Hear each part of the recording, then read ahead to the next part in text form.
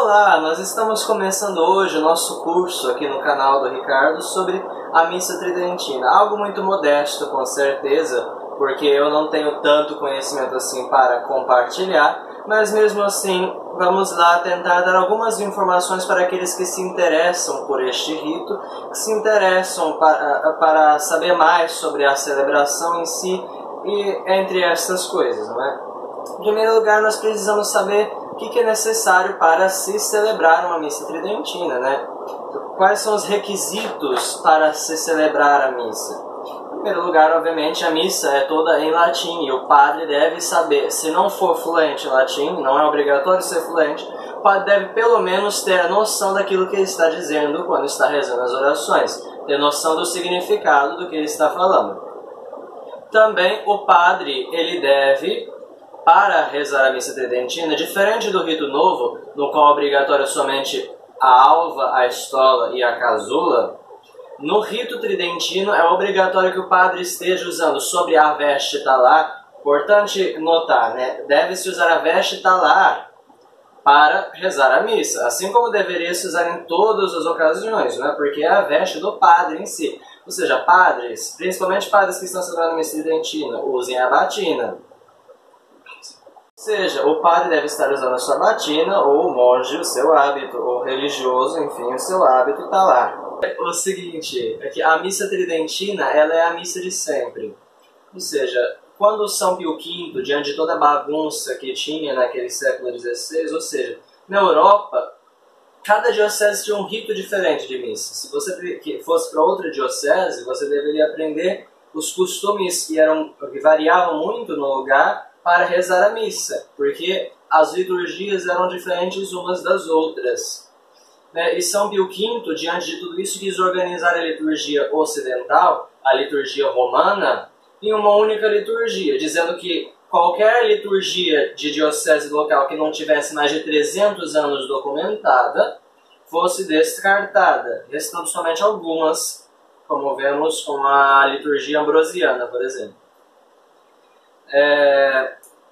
E o rito tridentino foi o compêndio, foi a escolha de São Pio V das práticas mais piedosas, mais perfeitas e mais devotas que se davam a Deus naquele tempo, compilando isso numa missa que supostamente já existia, de certa forma, e tinha fórmulas muito parecidas durante a Idade Média, que tem certas estruturas que provêm até mesmo dos apóstolos, ou seja, o rito tridentino da missa é um rito muito antigo, que, determinado por São Pio V, foi colocado como rito oficial da Igreja, como aquele que dá mais glória a Deus. Aquele rito que, através de sua devoção, através de sua perfeição, pode dar mais glória a Deus do que os outros ritos que existiam.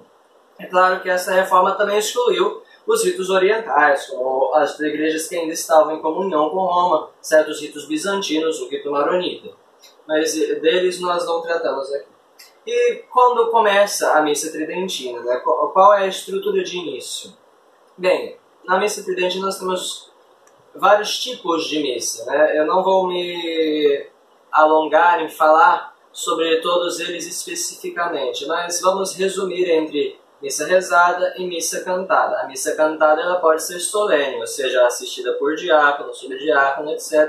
E pode ser a missa pontifical do bispo. Mas a missa cantada em si por um padre só, com os acólitos, que é o que nós estamos mais acostumados a ver nas dioceses do Brasil, onde não há muitos recursos, né, onde padres sozinhos, com o seu povo que quer, começam a rezar a missa tridentina. Também a missa rezada, que é mais simples, que é a missa cotidiana, a missa que o padre pode rezar tanto sozinho, quanto acompanhado de um único acólito, ou rezar para o povo sem canto algum, certo? O que define a missa ser cantada ou rezada é se o padre canta as orações. Na missa rezada, o padre pode entrar não pelo corredor central, mas sim pela sacristia, simplesmente. Colocar seus pés no altar e, geralmente, ele carrega o cálice consigo, né, junto com o véu e a bolsa. Deposita o cálice sobre o altar, entrando sempre. Quando tem o Santíssimo, sempre fazendo a genuflexão. Quando não tem, pode fazer uma vênia profunda. O acólito sempre faz a genuflexão. ele deposita o cálice sobre o altar, sobre o corporal e a bolsa do corporal à esquerda, abre o missal, depois volta novamente aos pés do altar, onde inicia as orações. O começo das orações da Santa Missa são as orações ao pé do altar, que você pode muito bem pesquisar. E esse é o início da celebração, que é o início da missa dos catecúmenos, ou seja, de os pagãos e os não batizados ainda ficarem à missa até a homilia, né? Até um pouco antes da oração que se fazia para a consagração. Quando terminava essa antimissa, as pessoas eram retiradas da missa, as pessoas que não eram batizadas, ficavam só os cristãos na igreja, e isso permaneceu numa nomenclatura, entende?